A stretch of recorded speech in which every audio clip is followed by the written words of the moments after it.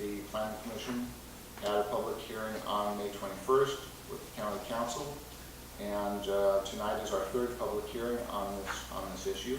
Compliance deadline is July 3rd, and sometime in October, maybe as soon as August, a compliance hearing is going to be scheduled.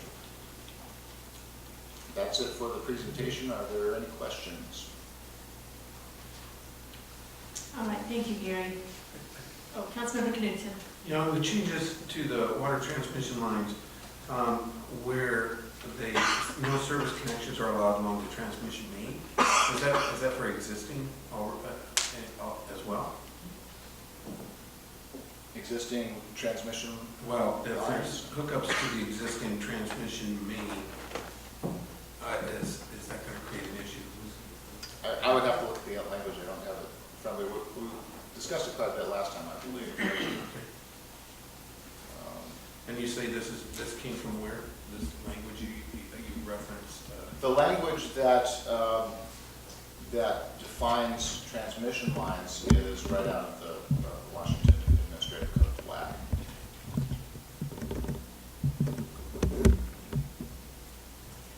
Okay, thank you, Gary.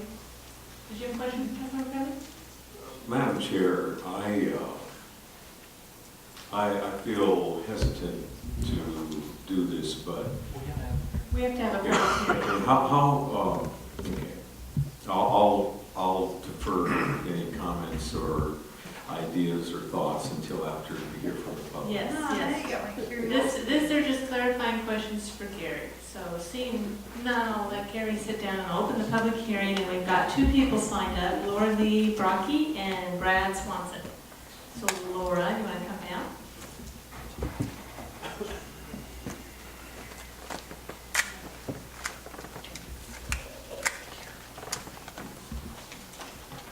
My name is Laura Lee Brackey. I live at 585 Pleasant Bay Road. This has been a long process, and you can see how many public hearings we've had, how many people can actually keep the stamina to show up for this. I don't hardly have the stamina, but I did show up. And during the course, I suggest that we use the money in item 11 that Finance Committee was going to review, the $40,000 to $90,000 of more money to fight growth management. We could turf that to the 4th Superior Court judge. My recommendation on that. I'm really asking you not to spend any more taxpayers' money fighting a good law. So, I do believe in the power of laws, and I believe that laws are not just the purview of lawyers, but that citizens should be able to read them and understand them. And that we should expect that our local officials will enact those laws. We spend a lot of time fighting growth management. Why not give it a chance to work? So, I guess I better put my glasses on. Actually, Kathy Kirshner had a comment about special interests, and you do know that I'm a party to the Hearst et al., because I believe in the power of laws. When I read a law and I see people aren't following it, that's why I'm part of that. I don't think that's a special interest. So I'd say a special interest is when you have your property listed in the body of an ordinance and you have a lawyer who's fighting for you at every hearing, whether it's afternoon or night, because they're paid to come there. Most citizens can't keep up with this over a long process. And many of the folks that are asking for upzone and don't want a downzone never vested their rights. Oh boy. So anyway, I don't think I'm a special interest, and Whatcom County is a very unique piece of the world, and I think we should protect it. And my special interest is making sure laws are followed, that all 5 Pacific salmon continue to come back to our streams. Not too many places that have that ability, and we're losing it. Time. And, Thank you, Laura. Brad Swanson? Thank you very much, members of the council. Brad Swanson, Belcher Swanson Law Firm. Here on behalf of Doug Puller, Buloses, and Smith Gardens. I'm not going to recite the materials that have been submitted on these issues already. I just will note for the council that today Mr. Puller's supplemental declaration was submitted to this council for your consideration tonight. But tonight I simply ask that the council finish its work on this ordinance and pass it.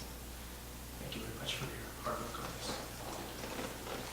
Clarifying question? Yes, Councilmember Crawford? I read that prior to the meeting and I didn't understand it. It was simply Mr. Puller saying that he bought that lot for investment purposes, but it didn't tie that reasoning with the GMA Growth Management Act. I didn't understand what that had to do with the Growth Management Act and what we're trying to comply with. As you know, Councilmember Crawford, the record upon which appeals are taken is made here. So right. Mr. Puller is perfecting his record in case there is further dispute with the Government Hearings Purposes. So that's your story and you're sticking to it. Okay, all right. Okay, thank you. Thank you, Brad. Anybody else wish to speak to us on this ordinance? Come on up. Kate Blystone, Futurewise, Whatcom. We submitted our letter today, and we submitted it today because basically it's the same as almost every other letter we've submitted in the last couple weeks on this issue.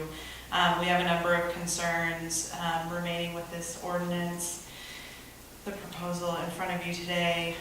First, on the variety of rural densities, you know that you were found out of compliance based on not having adequate protections to prevent rezones from R10 to R5, putting it basically. So we have some suggested language for that. The proposal is fairly good, but we think that there should be more consideration for some of your natural resource lands. So we've added 4 criteria, and I'll read those to you very quickly, not incomplete, but first, we think that the proposed rezone should not be adjacent to existing area designated rural resource lands. So the resource land criteria. The area has a rural comprehensive plan designation. We think that would be an important criteria to include into the variety or the criteria for rezones from R10 to higher densities. No priority habitats excluding streams or rivers based on GIS database from Fish and Wildlife. And then finally, the area is not close to appropriation of surface water and groundwater for reasons that probably should be obvious. So we think that the criteria that we're adding would protect rural character, and the hearings board said, quote, measures to protect rural character, that the plan lacked, quote, measures to protect rural character to contain rural development. So in addition to that, we think that it would be wise to adopt instead staff's recommendation for the rural neighborhoods and the landmarks that you're looking at tonight for issue 4, 6, and 7. The hearings board was fairly clear on these issues, and I really think that it would be in your best interest to come back with something different than what you came away with last time. Finally, one other issue is that, and we've said this and I mentioned it earlier, that we don't think that cluster zones should be greater than 8 lots, and we cite some case law for that in our letter, so I urge you to look at that. And finally, we recognize that it's going to take you some time to incorporate these changes and maybe others that are presented tonight, and we wanted to let you know that we would support an extension of time for compliance. So if you do file for an extension, Futurewise would be in support of that. Thank you so much. Thank you. Does anybody else wish to speak to the council? Come on up. Yeah, can you please line up if you're going to speak to us?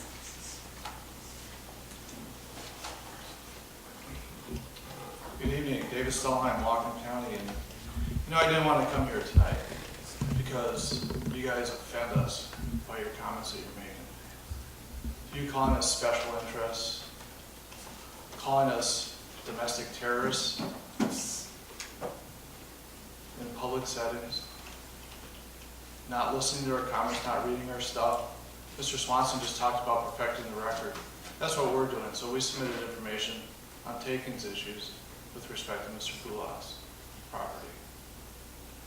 So if that's the kind of game that you want to play hardball, we will do that. And it's going to be long and it's going to be expensive as part of that. I'm kind of hoping that there might be 4 reasonable minds that will sit down and talk about this, because actually you're pretty close on a lot of these issues. There's compliant paths for Mr. Poulos. I gave that to Mr. Swanson 3-4 years ago. He thought it would take too much work to do, so he'd rather litigate it. You chose building sizes in the Guy Meridian area that cause challenges. If Mr. Kremen remembers, we actually had building sizes that allowed grocery stores at 35,000 square feet when we passed an ordinance in 2009 at the Planning Commission level. That went poof when this council, previous council, Mr. Kremen wasn't on, evaporated all those things and had unlimited sizes. You create holes, kind of like the 87% of the Lake Whatcom thing. You dig holes and then you dig them deeper. Take the time out right now. You have some time. Get an extension. Futurewise just said the same thing, that they've agreed to it. I'm sure our party would agree to it. If there's 4 reasonable minds, sit down and see if we can hash this out. Stop if any of this. Thank you. Thank you. Does anybody else wish to speak to us? Madam Chair, Yes. Madam Chair, in lieu of the fact that the previous speaker was admonishing and chastising the county council, which I think is inappropriate. I believe in free speech, but I also would like an opportunity to respond at whatever time you think would be appropriate. Okay, I'll keep that in mind.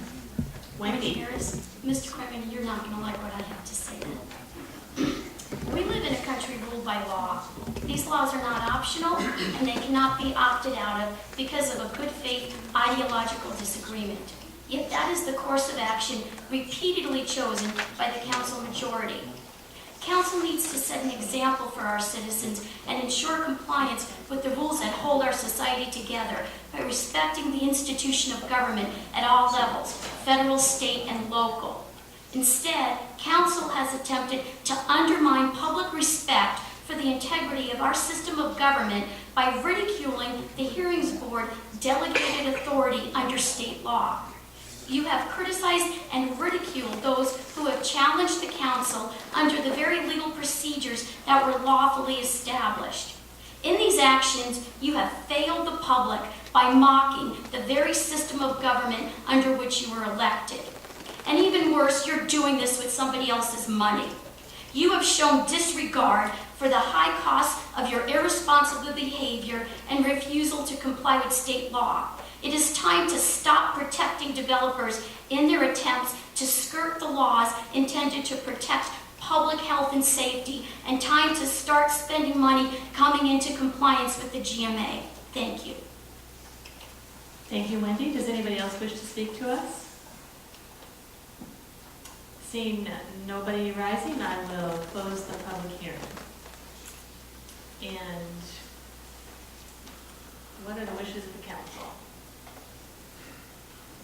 I'll move, Councilmember Crawford? well, I'll move approval of the overall ordinance. I think probably a number of us would like to propose some amendments or changes based on the hearing tonight, but for the sake of discussion, I'll move the entire ordinance. Okay, so the ordinance is moved. Does anybody wish to propose changes or amendments? Well, Councilmember Crawford? that said, I've got one, but it's not based on something that was said tonight. It was something that I read, I discovered, and I did have a brief discussion with Gary Davis before the meeting tonight.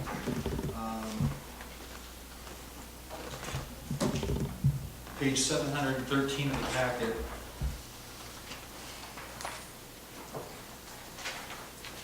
Which is 2036-305.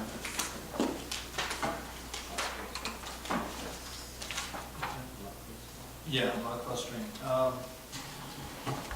We had an exception that, as far as I can tell, inadvertently, the exception got left out on item number 3 under 2036-305. Item number 3 begins with the words lot clustering. It's not in the middle of the page.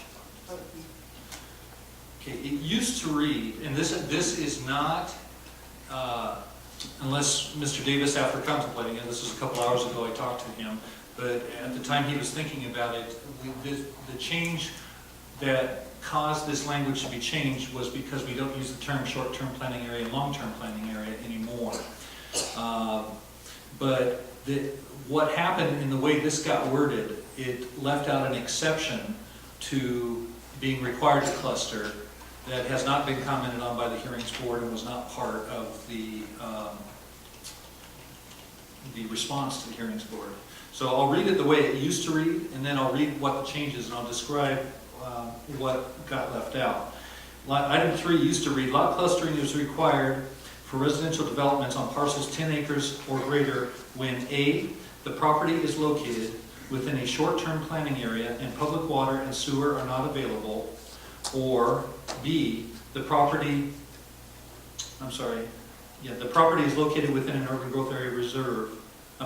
The property was located within a long-term planning area. And understand that we're excluding the requirement for clustering. We are requiring, not excluding, I had it backwards because I'm still trying to track this. We're requiring clustering, used to require clustering in short-term planning area when public and water and sewer were not available, and in a long-term planning area, period. In changing this to now read, lot clustering is required for residential developments on parcels 10 acres or greater when the property is located within an urban growth area reserve. We've left out that exclusion that if they were served by public water and sewer, that they wouldn't be required to cluster. And to fix this, I don't think this is a substantive change to simply add the words after the property is located within an urban growth area reserved unless public water and sewer are available. So it would now read, lot clustering is required for residential developments on parcels 10 acres or greater when the property is located within an urban growth area reserve as long as public water, unless public water, because I keep reversing this, unless public water and sewer are available. So my motion is to add the words after the word reserve, unless public water and sewer are available. Now I'm going to suggest in defense of that motion to amend that this will impact practically no one. But the concern was brought up to me this past week by lot owners, and you got to remember our urban growth area reserves are very limited in the county. They're kind of spread out. I was talking to Gary about where they're at. There's some around Sumas, there's some around Birch Bay. The area that has probably been most contentious is U Street, yes. And there are some parcel owners that are greater than 10 acres up there. As you know, they have been put on hold probably indefinitely. They're in a limbo that makes it almost impossible to develop. And what those property owners have looked at now, with all the millions they've invested in the past that have not come to fruition, is simply developing at the density that the city of Bellingham basically caused us to state there, which is 1 house per 10 acres. And this says they would be limited to doing that in a cluster.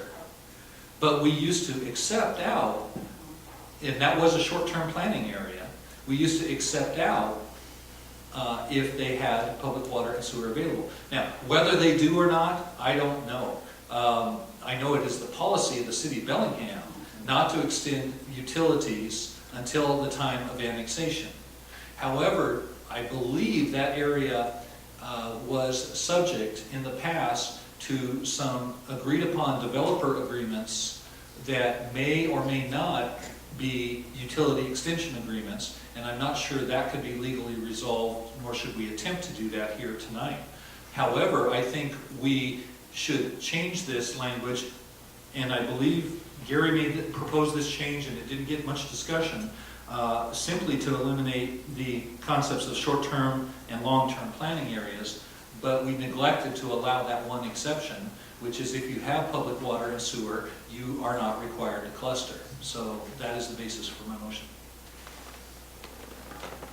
And I'm sure Karen has no idea what to think of all that. Councilmember Brenner? Yeah, it sounds interesting to me. Can we have a short executive session? I'm sure Karen has no idea what to think of all this. Well, I guess my question is would that be a substantive change? And it seems like that kind of question.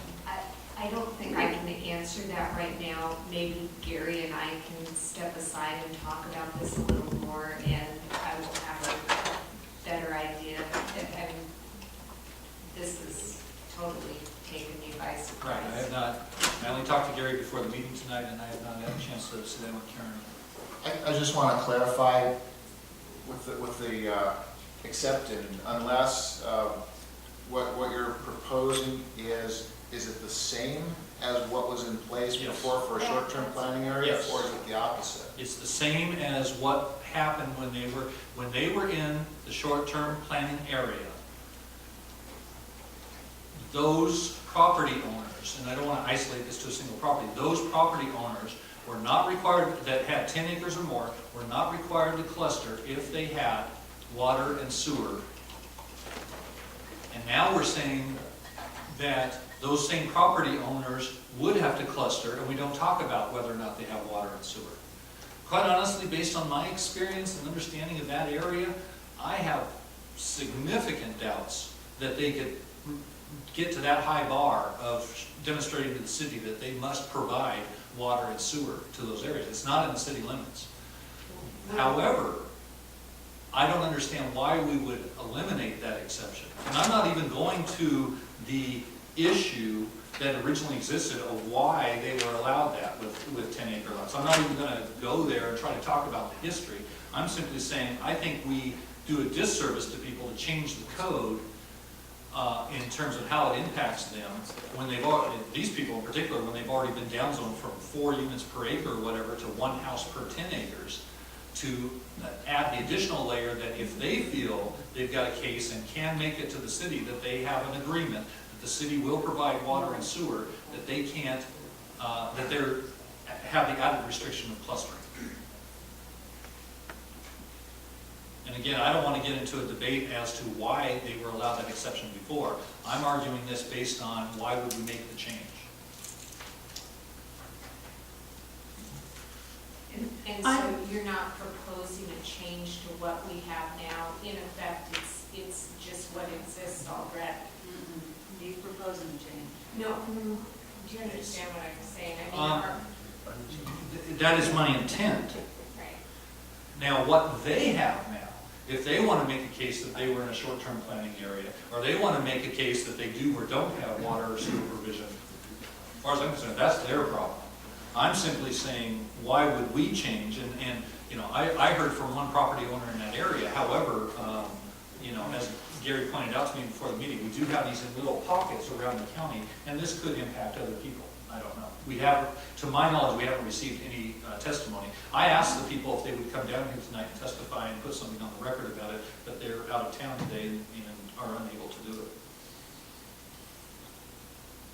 Well, what we have today is the verbiage that is struck out, which refers to a short-term planning area, which we don't have any. So we wouldn't, I don't think, really have the option of leaving it. I suppose we could. I don't know that it would make much sense. No, it But, wouldn't make sense, yeah. right? And so the urban growth area reserves are not, in all cases, the same thing as short-term planning areas. No. again, Short-term planning but areas, some long-term. are. Right, Some are. right. And I believe, and they believed, again, I'm just taking it at face value, that they were in a short-term planning area.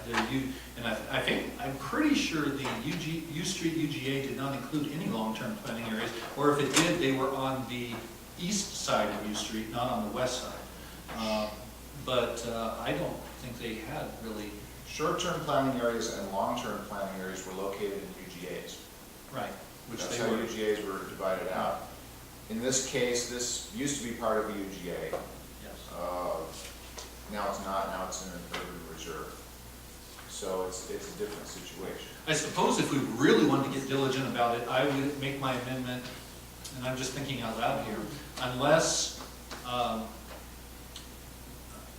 they have public water and sewer and were previously in a designated short-term planning area. That's the way to Can we do it. that?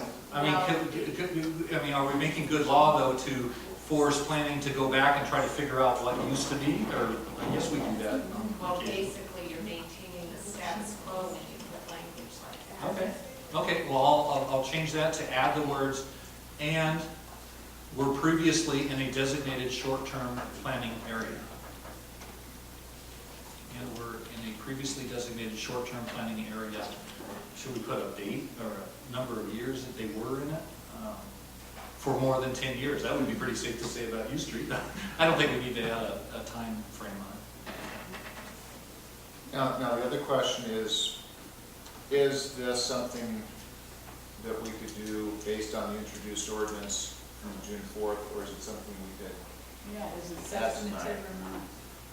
Well, if you're not changing what exists now, Well, short-term planning areas don't exist now. no, But but like it the Yeah. qualifier that it had to have been in, I just added that qualifier, that they Yeah. did exist at one time and it had to have been in it. They don't exist now, is what I'm thinking. Well, I know, but by adding that language, you're restricting that just to the areas that formerly were short-term planning areas and were, I don't see that you're substantively changing what exists now. Well, it's the ordinance that we are working on that No. was introduced, doesn't it have? No, I mean, if you're not making a change to what the law currently is,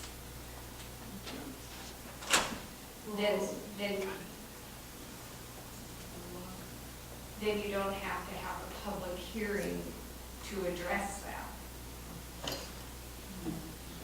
So my motion is to, after the word reserve, add the words, unless public water and sewer are available, and the property was entirely contained within a previously designated short-term planning area.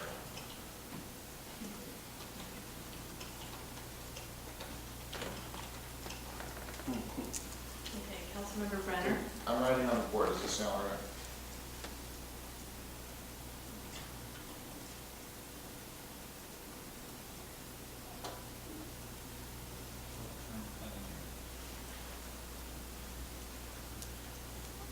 Yeah, and then maybe put short-term planning area in quotes so that someone in the future will realize that, or with capital letters or whatever, so someone will realize that was a previous county designation.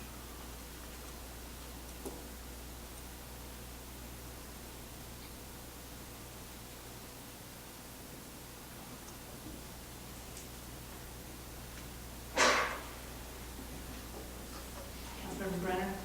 Well, I just wanna, so you don't think it's substantive? I'm looking at this is what we put on for introduction and what we've been working on. Is it okay to go to something else, even though it was something that was before? I don't know. If you're not proposing a change to what currently exists, you don't have to have a public hearing to address it, because it's not a change. Because we haven't finalized it yet, is that it? No, it's because this language basically reverts to the law